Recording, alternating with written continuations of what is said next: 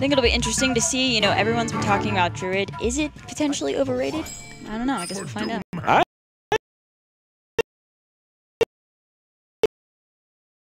personally believe that some of the hype is unwarranted for Druid because, you know, there are good Druid cards, of course, but, you know, are they as insane as defining? I'm not sure, largely because of cards like the upgradable Framebot. I believe these mech cards, even though they might be a little bit weak, they're 1 or 2 attack early on, they can stack up the damage really fast. So don't sleep on the mech decks. They might end the game before you get to assemble all your crazy combos with Druid or Mecha'thun. Oh, yes. I see that Killen All Day is a man of culture as well. He is the Stormbringer. This transforms your entire board into legendary minions. Ooh, I am really excited for that. Absolutely. Yeah. And Shaman's a class that can capitalize on it too, because they have the ability to summon totems with their hero power. So Druid doesn't exactly clear off these 0-2s really easily, especially if you have a healing totem on the board. So the Stormbringer should be able to get some value against a class like Druid, unless Druid wins the board early on.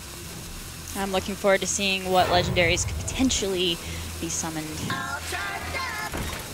Galvanizer, 3-mana discount. Druid's a class that loves cheating out minions and getting ahead through leveraging that mana ramp. And he's able to do it in a different way. Usually Druids gain mana crystals permanently, but instead just reduce the cost of his hand.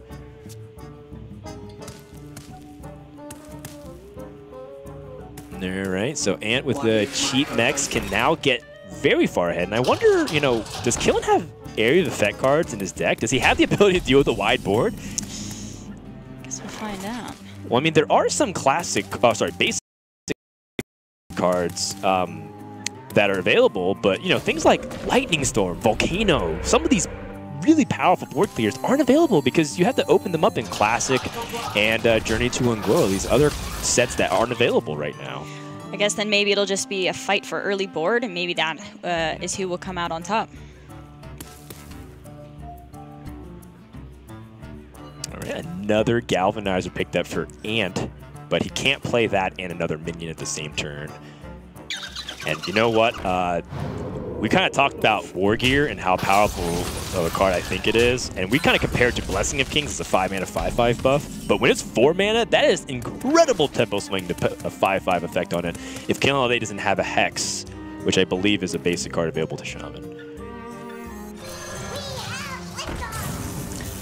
I personally believe that this 4/4 stealth here could potentially be one of the strongest cards of the set.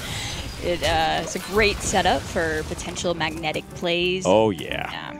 We're going to see him a lot. Yeah, are you kidding me? This War Gear is going to showcase to you why a lot of the top players think that this card is the real deal. 6/9 stats.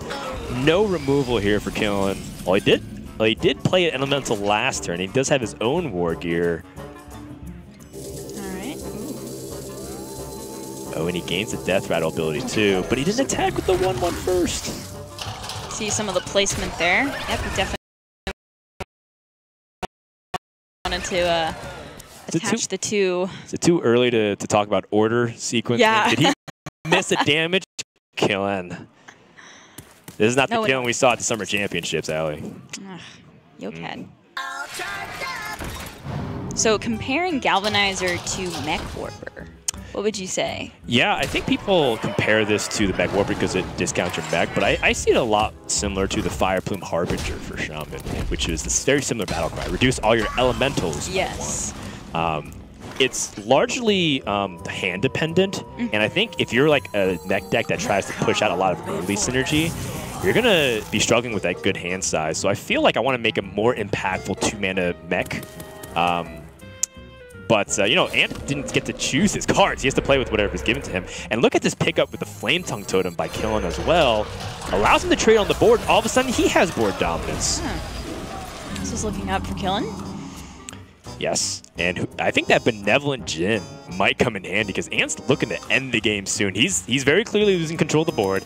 He's going to be drawing 1 minion a turn at most unless he picks up other cards. So if Killen can heal back to a reasonable health with Benevolent Djinn, then maybe that pushes Ant's win condition out the window. What to do?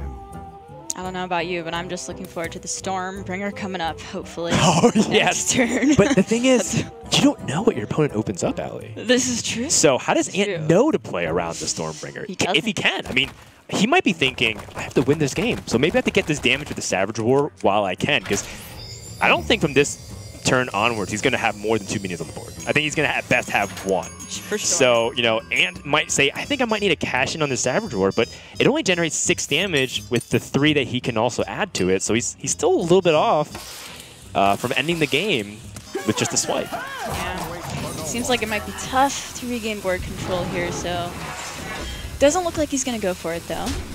That's right, and oh, I actually briefly forgot about what this Goblinator. It actually summons the Goblin Bomb, which deals 2 damage. So that's the way Ant can get.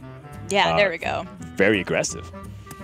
That'll combo nicely with Savage Roar next turn. Okay, so it is turn 7. Do we think he's going to go for it? Wow. He's got potential 3 and 4 here. That could also be a good play. But what's so scary is the threat of Savage Roar. Yeah. And those bombs are a catch-22. You want to kill the bombs to prevent damage, but you take damage by killing them. Of course. And they generate the same damage either way. It's either +2 with the Savage Roar or +2 from the Death Rattle.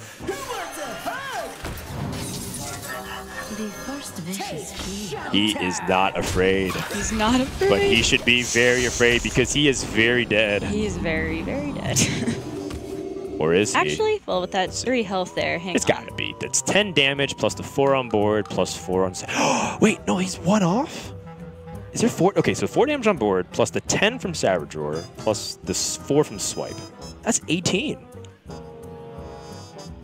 Am I miscounting here, Allie? I think he might be slightly... Hold on. Let's see. Yeah, you're right.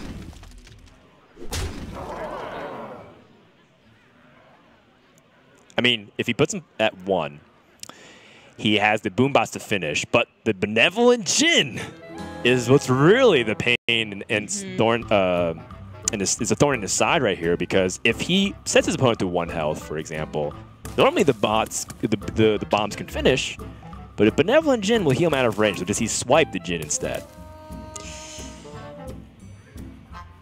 That's the question, deciding to answer that guy, or does he just have enough power on board that he can just ignore it? Yeah, did Ant maybe attack too fast? He could have also used Mark of the Wild on a minion to kill the Djinn, and then not have to use Swipe on his opponent's minion. He could use it for damage to get past the taunt. He could use it to attack his opponent's face directly. All right, well, I know what I want to see happen here, but well, the Storm Charger is a really powerful card, one of the most powerful cards for Shaman in the set, I believe, but he doesn't have the overload to go with it. If the Storm Charger says that if you play an overload minion, or a card rather, you can gain these minions with Rush with the Voltaic charges. Oh, there we go. Oh, and all the legendary minions from Killen are weak and no taunt. And even worse, Dustfall and Aviana comes on the board, so Ant's cards are free. The first card is free. And Ant just has enough to get over the hump here. Every single damage counted. And that is a mark of a pro Hearthstone player. The first game goes to Ant. Ant takes it. All right. I am happy we did get to see the legendary spell, though. Even lost. Well, you know, it had lifesteal. It was almost useful, right? Like, there was a little bit of lifesteal there, but just not quite. Well, look, if Killen was able to stabilize with 1 life, that could have been it for the rest of the game, you know? Like, he was very clearly going to lose the board, so he had 1 or 2 turns at best to close it out there before, you know, Killen would convincingly win back the board. So, you know, that's kind of the tug of war. And, you know, even though Ant ended the game at, like, pretty much full health, it was still very close in how the game's outcome could have panned out. Absolutely. Forgive me for forgetting the name of the card, but the O2 goblins being summoned, that guy... Yeah, the Goblin Bombs. The Goblin Bombs. That was definitely very good. Yeah, they proved to be really valuable in terms of how much damage they can put out there. And, you know, also really important to note why Ant addressed the Benevolent Djinn, because he really needed to press that damage in.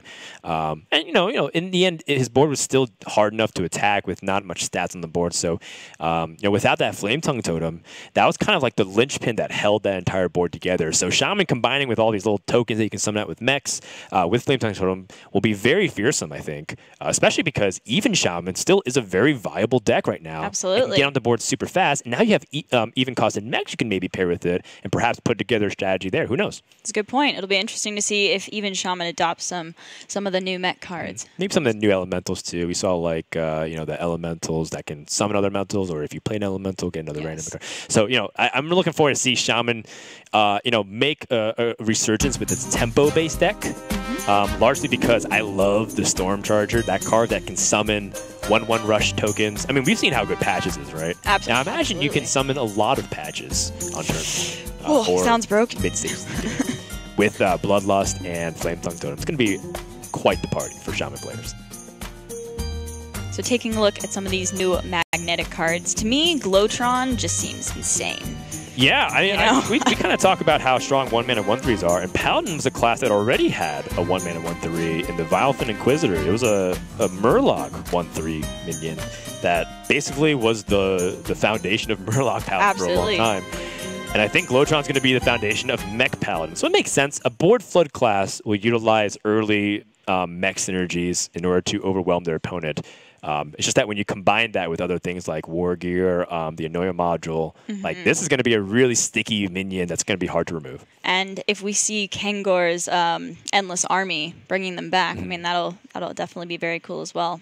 Yeah, the tricky thing with Kangor's Endless Army, which is I believe the Paladin Legendary spell that resurrects 3 mechs that you've played this game with all the magnetic abilities. I believe that is the case. Yes, keeps the combinations. The tricky thing is that it also could just have the small costed mechs. If you like summon just a Warbot, or it's not a Warbot back, the Glowtron back, then you're like, well, I played this 7 mana spell just to summon back a couple of 1/3s and a 1/5. So you have to be very careful with how you build your deck so that the pool of mechs that you have in it are high impact, to say the least. Because 7 mana, if you're going to invest almost your entire turn or your entire turn into that card, you better make sure that it's doing what you want it to do.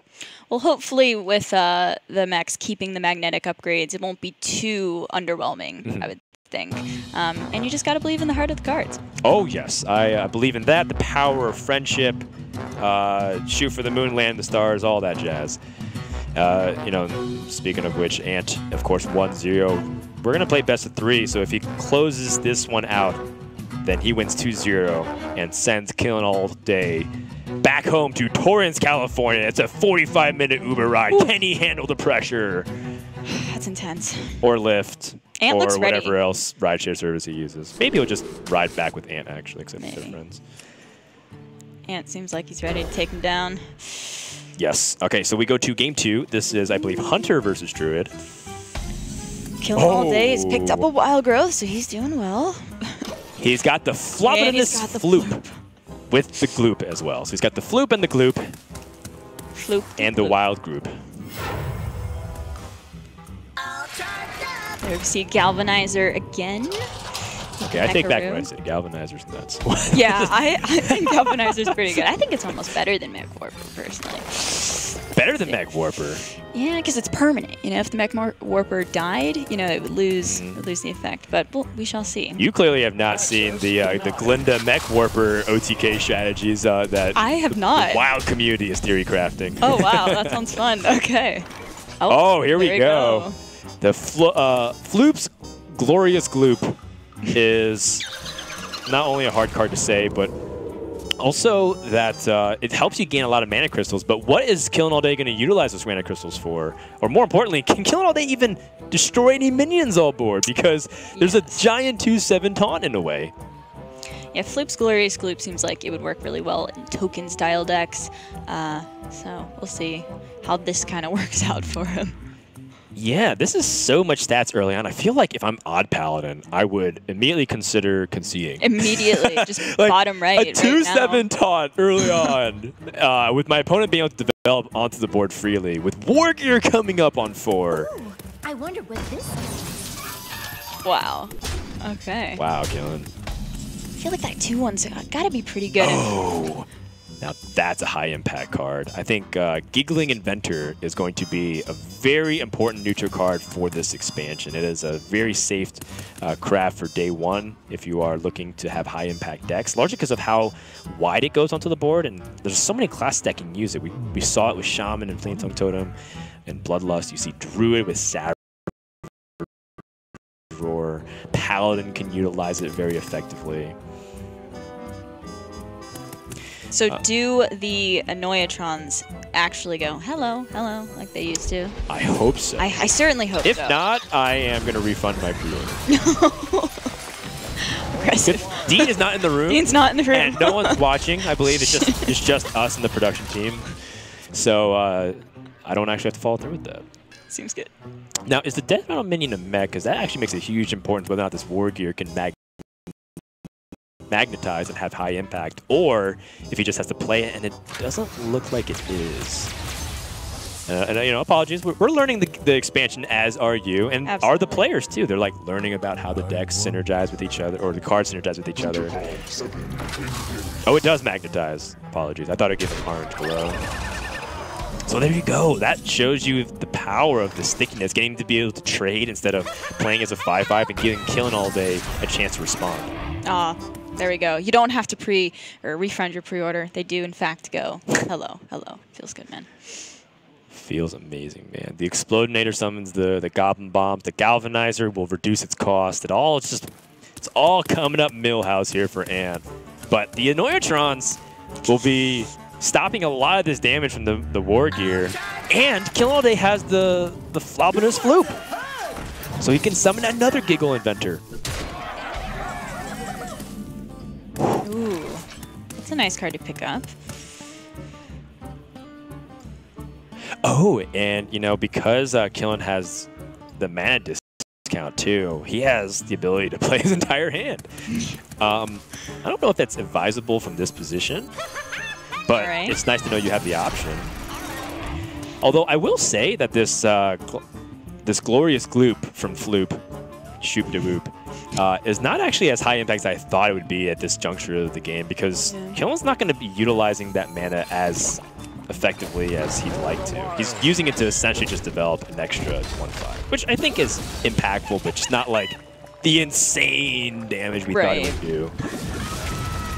Might as well just use it while he can, I suppose. Okay, so he set up a really nice board for Savage Roar next turn. Yeah, I'd say. If Ant can't do much to take down this board, it might just be GG. Yeah, where's your Deathstalker Rexar at this moment? Even then, it wouldn't kill off everything on the board. And, you know, Ant doesn't have that many cards that can work with. Again, he's using the basic cards, things like Unleash the Hounds. He has to open up in a classic pack. You know, he can't utilize all those cards. Like, even, I take an explosive shot at this point, a multi-shot, just to try to reduce the size of the board. He has Misha to hold off. Yeah, it's really interesting damage. to see this sealed format. It's very cool.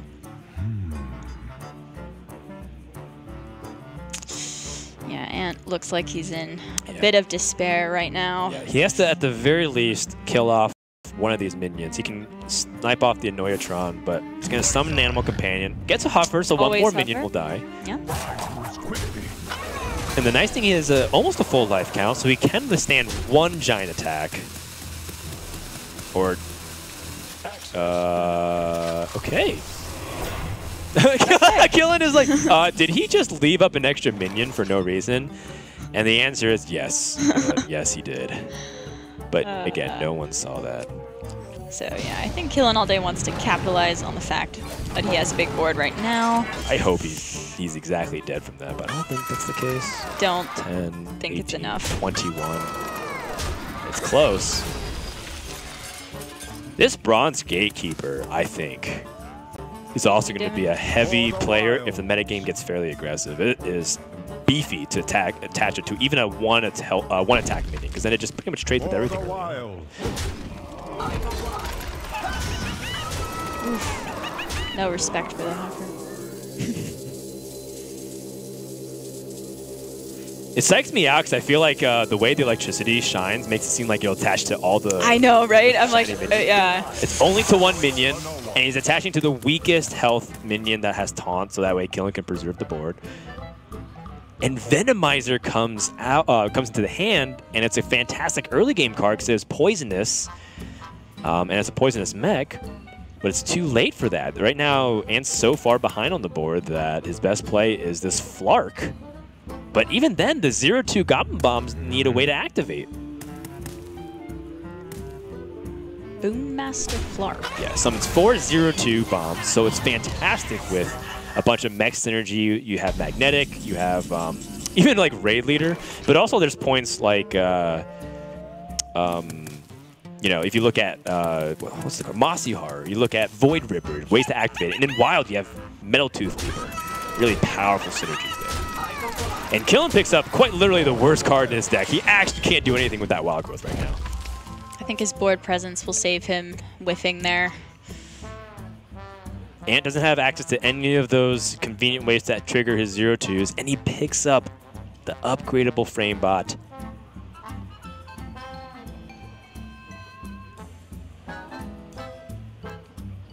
Yeah, I think Ant is dead. There's nothing he can do with this Venomizer. It only has poison. There's no magnetic. Even if he did have magnetic, I think he's still just dead on board. And it's largely because of that second Giggle Inventor. It stopped the aggression, and more importantly, turned the tides. Killen All Day is going to even up the series and send it to game 3.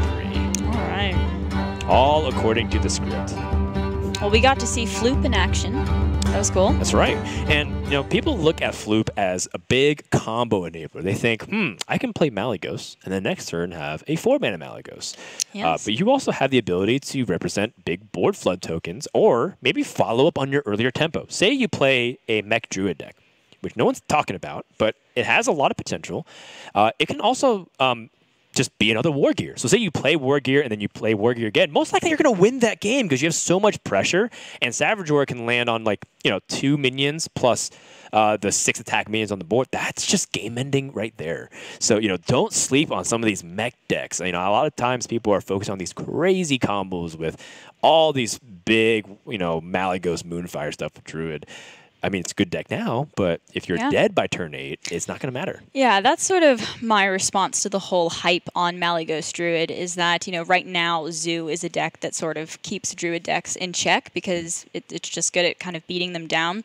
So I think if we have an aggressive enough meta, it'll kind of keep the Malygos Druid in check. That's my prediction. Can I put you on the spot a little bit, Allie, here? Yeah, sure. Are you like an aggressive deck player, or do you like playing the slow defensive control decks, or perhaps are you a combo player? You just like playing solitaire and just shutting out your opponent and doing all these crazy things while they watch?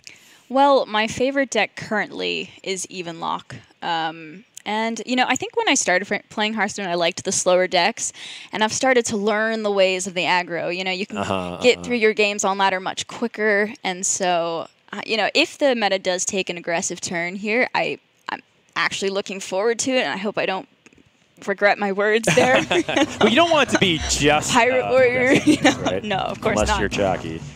Or Ant. Ant loves aggressive decks. I mean, you can just look at the kind of decks that he always builds all the time, which is fast. You look at any lineup he brings to a Hearthstone Championship Tour event, it's always aggressive strategies. Even when it's bad on paper, still does well. It still does fairly well, but Ants will ride or die aggro. That's just kind of his style. Versus Killen All Day, he's a combo deck lover. Yes. He is a huge fan of Quest Rogue, much to the chagrin of all of his opponents. And has even used that deck to his detriment until he chose not to bring it and then qualify for the World Championship. So Yeah. there you go. There you go. You okay? Ooh, he's throwing away the Stormbringer. I was kind of all in on the Year of Killen All Day, but that's kind of a mark in the negative category for me. He throws away the legendary spell that the class is built upon. But it's understandable. I mean, he is the professional player here. I think we'll just have to trust his instincts. Yeah, he favors early game plays. He doesn't want to do nothing till turn 7, really, and that's a dead card for a while. But we're here to show the cards. We're here to have fun. We're here to to get exposure and win fans so you can get a higher Twitter count. That's kind of what that's the real goal here. That's what's going through these guys' minds. You know, how can I meme the other guy and, you know, improve my clout? Because that's what everyone is these days, a clout chaser. Of course. Got to get that chat approval, you know. That's right. And, you know, we kind of talked about this earlier in the previous game, but Venomizer is a very impactful card early on. It's a 2-mana 2/2 that must be dealt with because it has Poisonous as a mech. So it can be combined with mech with Magnetic and also answer those 1/5 super efficiently. Venomizer seems insane to me. Yeah. You combine that bad boy with the Spider Bomb that destroys a random enemy. So you have a Poisonous and a Death Rattle effect that immediately destroys a random enemy on board. Yeah, how does aggro stand a chance? Or perhaps this is the aggro version of it. Killing all day, realizing that he needs to answer that guy immediately with the Flame Tongue. And of course, that's the Animal Companion. Hoping for that Huffer. Always Huffer? Not this time. Not this time. And, you know, the draw here with the Gatekeeper is pretty solid, actually. Because then all Killing All Day wants to do is survive with this Flame Tongue until he plays Giggling Inventor. So the longer he can preserve that, the better. But Ant has double Bomb Toss here now, which deals 2 damage and summons a 0/2 Goblin Bomb. So he can actually pick apart this board very efficiently. Bomb Toss seems like it's just going to be a really nice addition to Hunter. You know, anything that can go face, you know, yes, can be useful. So. Whew. Storm Chaser, 4-mana 3/5, but no Overload cards. But man, look at this Spark Engine. Adding a 1-mana rush with this Flame Tongue Totem. That's really good. And you know what? Killen doesn't get to preserve the Flame Tongue Totem, but he picked up a couple of cards worth value. He got damage on the Misha, got the charge off the rush. So Wargear has a magnetic ability right now with the bomb. The Goblin Bomb can combine with it. But the thing is, Ant might favor the extra body in this position because he already has decent trades on the board already. Right. So it's interesting to see. Or he can trade beforehand. Like he could trade the 1/3 and the 2/1 into the 0/3 and then play the magnetic afterwards. So he's collected value off of both. It's interesting to see how he could mix and match here. Oh, and playing the value game here, trying to add Death Rattle. So even if Killing All Day somehow manages to win the board back, Ant's going to have a lot of hand of mechs here. A lot of refill. Yes. Good. And it looks like to be the case here because Ant favoring value over tempo means Killing All Day can develop Giggling Inventor very safely and then have board to leverage things like Wargear.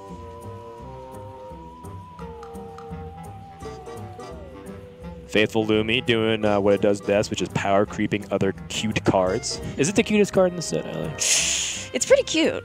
It's pretty cute. It might be. Might be slightly overpowered. I think might need the art team to dial back on that. People like Galvanizer as well, though. I think it's really cute. Oh, another Warbot. I mean, that's kind of what you're looking for. The thing is, it's not fully cleaning the board, but I mean, you have such expensive hand. I like developing some kind of big mech here if I'm Ant. Yeah. I think you need to develop something big before it's too late to do so. Yeah. And what's nice about the Wargear too is that it enables him to clear off all the mechs, because I believe Giggling Inventor himself, the 2/1, is not a mech, but the Annoytrons that he summons are, so that shuts off Killen's magnetic abilities.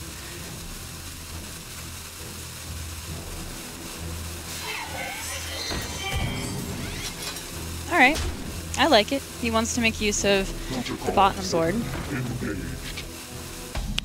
Yeah, so he plays the Wargear just as a body. Now, this is something we were talking about beforehand. It's an interesting deviation point, but the interesting thing is that Killen now has a body for his own Wargear. Mm-hmm, absolutely. So it's kind of a trade-off here. Ant thinks he might need as many minions to attack as possible. And it makes sense, too, because Shaman's a class that goes wide all the time. Yes. Like, Shaman's a class that always will summon a big, wide board. But by doing so, he actually gave Killen a really good play this turn. Traded really nicely there. Yep. Also has Mechano to back this up. Minion already attacked. That 6/2 will be answered, though, by Ant here. Sure. Even with the clear. But he is able to stick another bot on the board. And, you know, again, Meccano might not be impressive by its own right, but if you guys can remember Possessed Villager, and oh, yes. it had a lot of flexible uses that made it really impressive. It wasn't very strong by itself a lot of times. Maybe you just answer, you know, Argent Squire at turn 1. But the fact that you can synergize so much with all these mechs makes Meccano, in my opinion, quite possibly an underrated MVP of a lot of mech decks. Oh, I keep calling it Meccano. I keep Mecharoo. Mecharoo. Yeah. We're still learning the cards, yes. you guys. So sorry, it's a robot kangaroo, which you know, apparently is one of the strongest cards in this set, I think. Ant has to double trade into this Anoyatron, but the good news is that he still has a big hand to back it up. We've seen Ant's hand refill nicely here. There's the Coppertail Imposter. Yes, and I'm actually looking forward to see if Meatwagon can make a comeback. Right? Yeah. Because it's a make a comeback. Was he ever really? Oh, it was out in full force in day number 1 of the expansion. You have to see my meat lock. Okay. It was a sight to behold, and I know Disguised Toast and Savitz also. Yes, it definitely did a lot of work. Okay. Quartz Elemental can't attack while damage is unfortunately a really bad downside for Killen's deck because he doesn't have a lot of convenient ways to heal. You can't taunt that up, no. No, and what's scary too, you know, the Ant's play for value is paying off because he picked up that other war gear with his mech synergy. So now Ant is going to most likely get a hit on the board.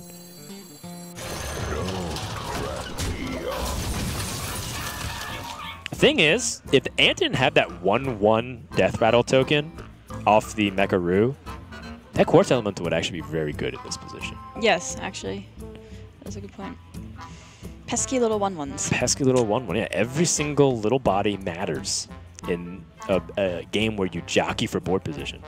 Okay, that art actually is really cool. The Mecharoo, the kangaroo guy. It's pretty sweet. Did you just assume it's gender? You know, maybe I did. I take it back. Good. I like that you own up to it. A lot of people usually just backpedal out of that, but. Yeah, interesting. Okay, so he's choosing to just take it down. I mean, even though it could probably be shut down by just damaging it, it might not really worth it. But. With this play, Ant's saying that he feels like he can win the long game because Hunter is a deck that excels off of pushing damage to the face, and Ant will also be the first to tell you that he loves pushing damage to the face. So this must take a lot of discipline and restraint. Must be some inner conflict going on internally. And that could be one of the reasons. We mentioned Hex was a basic card that Shamans can use, and it might be for exactly that reason. Yo, this is so good with Bloodlust. Are you kidding me? Voltaic Burst with Bloodlust? That's what I say that. Is it Voltaic? Combo, I think so. Combo Wombo with Bloodlust. Look, Dean Ayala came on the broadcast, said that they just literally made up a bunch of names for this. they made up a bunch of English words that don't actually exist to explain science in Hearthstone. Ooh, there we go.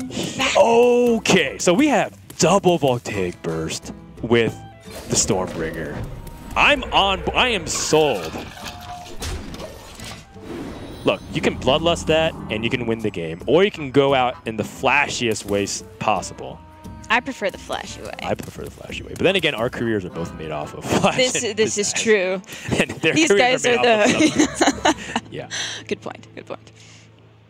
That being said, Killen might not have the luxury to choose. This war gear coming down could be the big daddy play here. You know, Ant's just going to rock this board. And Meatwagon will pull out at least a 5-attack minion. Or sorry, at least a 0-attack minion. But potentially a 5-attack minion. Big Meatwagon. Yeah. Only the largest of pepperonis and salamis on that truck. But the Bloodlust with the Voltaic Burst will be able to answer this very efficiently. In fact, he can even Hex that 6/6. The calm before the storm. Oh! Wow. Okay. Killen is the best Things player are looking in the up world. for Killen, that's for sure. He is the best Hearthstone player I've ever seen. Are you kidding me? Calamos the Primal Lord There's no coming back from that. I don't think there is. I think it's looking like Killing All Day might take this, but I shouldn't say anything just yet. What Ant can draw is his legendary scientist, Flark, and summon a bunch of zero. Okay, that's the mini Flark. That summons 0-2 booms, or bomb, excuse me, booms. Explodinator. It deals damage. And, you know, Hunter can have some direct damage in the game. Calamos clearing the board is... It's pretty good. Double-edged sword. Turns out it's pretty good. It's good, but, you know, again, it's double-edged swords. He does take 4 damage from this.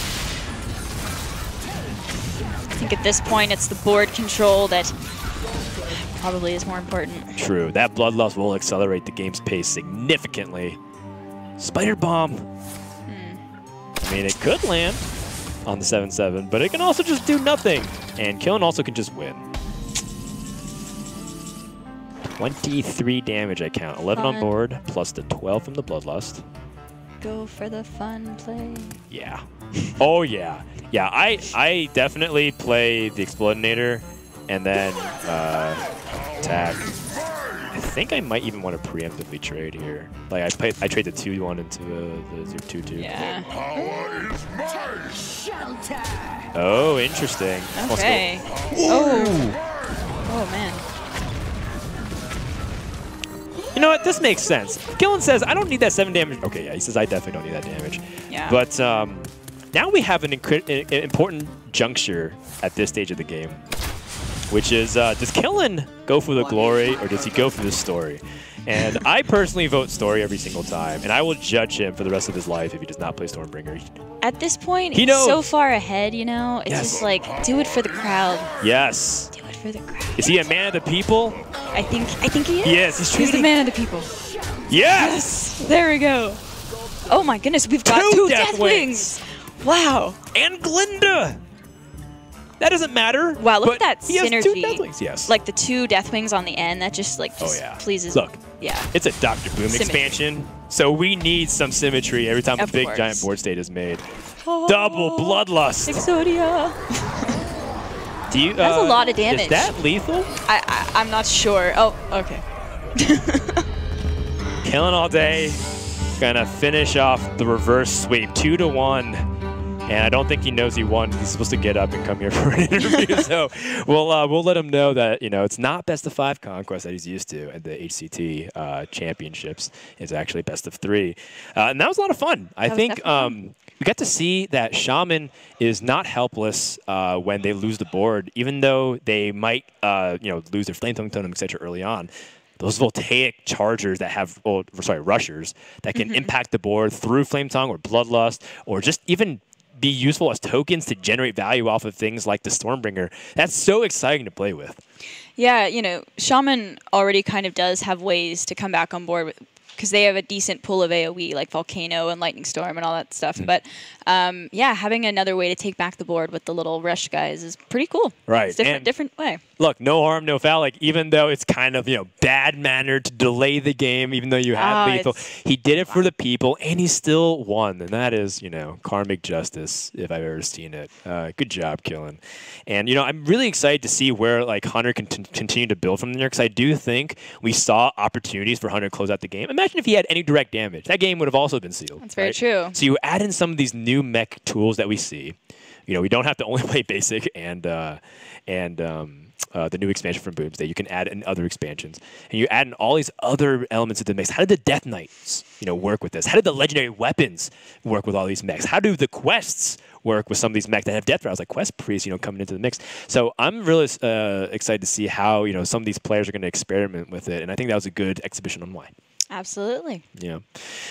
So, you know, I think we're going to have the interview in just a second. And coming up afterwards, we're going to have Cora play up against Regis Kilbin. Ooh. And I believe Ant will be sent home. Oh, I'm sorry, Ant. Yeah. But he's from Fresno, so that's not too far. Yeah, it's not too far, about halfway up the California state. Killen will play in the finals up against the winner. And then we have a very special show match with Ali Straza and D. Yes. Did that series convince you of anything, Ali, so far? Like some ideas you want to make? It convinced me that I'm going to have to read the cards quite a few times before I play them. Yes. But I'm excited. Should be fun. But yeah, Dean is a very good player, and he is the one designing the cards. That's so, right. That's yeah. right. No breaks. You might be anticipating like, oh, are we going to commercial break? We're just going to actually get ready for the interview. So let's go ahead and welcome through a very cringeworthy slow clap, Killing All Day.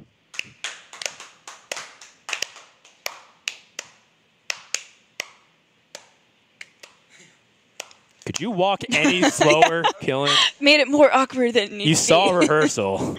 Okay, Dan. That Dude. was a slow walk for a slow lethal. I played off that game. Yeah. Yeah, And also, very I got to say, man, you're a man. Did you hear me roar yes when you played the Stormbringer? I was very loud and adamant that you wanted to do the right thing, and you did it. Thank you. Yeah. I mean, I really wanted to do it the turn before, Right. but I forgot it cost 7 mana, and then I played a 4-drop. I'm like, oh, no. Oh, okay, okay. And then I'm like, do I miss lethal, or do I upgrade my minions to legendaries? And I'm like, well, it's a very easy choice, actually. Yeah, exactly. I'm glad you see it that way. Yeah, that's how we were seeing it. Yeah, You've of been course. streaming recently, so you know it's about appeasing the chat more than winning the game. Oh, of course. Yeah. The chat is always right, and I know they wanted that play, so. That's great. You know, did you have any other options for classes besides Shaman and Druid to build? My next closest was Rogue, because I actually opened a lot of Death Rattle. I opened the it plays the Death Rattle twice, the 5-mana spell for Rogue. Yes, Necreal Vial, I think. Yeah. And I was gonna make a Rogue Death Rattle deck, but I figured Mex was probably a better way to go since I opened the Shaman Legendary spell. Right. So I mean, Shaman was the easy choice was that the deck that you liked better than the Druid? Yeah, for sure? definitely. Okay. Yeah. But I mean, I think people wouldn't have been sad. It's just that Druid felt like the synergy was there. Like Savage War is a basic card, so and you have like all these wide board. With decks, so it just felt like a natural fit, right?